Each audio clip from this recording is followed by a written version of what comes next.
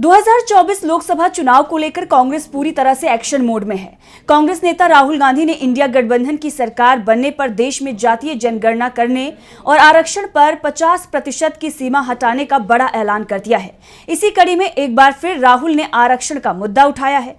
राहुल ने आरक्षण को लेकर बड़ी घोषणा की है, जिससे बीजेपी की टेंशन बढ़ गई है। तो क्या कहा है राहुल गांधी ने आरक्षण को लेकर, देखते हैं इस रिपोर्ट में। कांग्रेस नेता राहुल गांधी ने इंडिया गठबंधन की सरकार बनने पर देश में जातीय जनगणना कराने और आरक्षण पर 50% की सीमा हटाने का बड़ा ऐलान किया। पीएम मोदी पर तीखा हमला बोलते हुए राहुल गांधी ने कहा कि जब जाति जनगणना की मांग उठी और ओबीसी, दलितों और आदिवासियों को अधिकार देने का समय आया तो पीएम ने कहा कि कोई जाति नहीं है। जब वोट लेने का समय आता है तो वो कहते हैं कि वो ओबीसी समाज से हैं। भारत जोड़ो न्याय यात्रा के दौरान राहुल गांधी ने कहा, देश में दलितों, आदिवासियों, ओबीसी को बंधुआ मजदूर बनाया गया और बड़ी कंपनियों, अस्पतालों, विद्यालयों, महाविद्यालयों और अदालतों में उनकी भागीदारी नहीं है। हमारी सरकार बनने पर हमारा पहला कदम देश में जाति आधारित जनगणना होगा। मौजूदा प्रावधानों के तहत 50% से अधिक आरक्षण नहीं दिया जा सकता। इंडिया गठबंधन की सरकार बनने पर 50% की सीमा को हटा दिया जाएगा।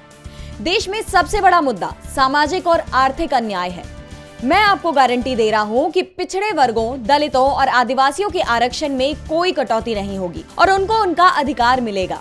तो वहीं दूसरी तरफ 6 फरवरी को भी राहुल ने आरक्षण का मुद्दा उठाया और कहा, इंडिया गठबंधन की सरकार बनने पर 50% की सीमा को हटा दिया जाएगा। राहुल ने अपने सोशल मीडिया एक्स पर पोस्ट करते हुए लिखा, आरक्षण पर 50% की लिमिट है, हम उसे उखाड़ कर फेंक देंगे।